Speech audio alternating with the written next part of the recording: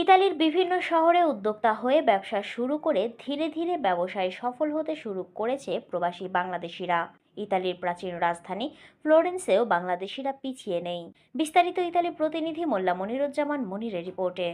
চামড়া শিল্পের বাজার দখলের পর এখন আলিমেন্টারি ব্যবসায় ঝুঁকছেন বাংলাদেশি প্রবাসীরা।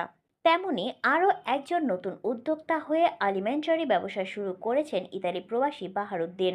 ২০০৭ সালে জীবিকার সন্ধানে স্বপ্নের দেশ ইতালির উদ্দেশ্যে পাড়ি জমান নোয়াখালীর বাহারুদ্দিন ইতালি এসে শ্রমিক হিসেবে কাজ করলেও তার স্বপ্ন ছিল নিজেই একটা ব্যবসা প্রতিষ্ঠান গড়ে তুলবেন।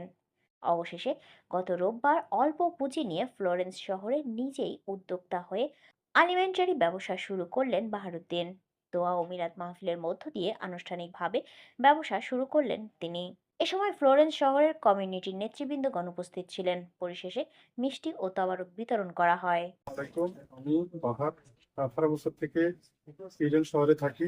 আমি অনেক চেষ্টার পর দীর্ঘ 18 বছর পরে একটা দোকান নিচে, হালাল, সম্পূর্ণ হালাল দোকান। এখানে আপনারা সবাই আসবেন। সব শাকসবজি সহ সর্ব প্রকার জিনিস আছে। আপনারা সবাই আমাকে সহযোগিতা করবেন। আপনাদের সবার সহযোগিতা কামনা করি। আজকে যারা আসছেন উদ্বোধনী অনুষ্ঠানে সবাইকে ধন্যবাদ।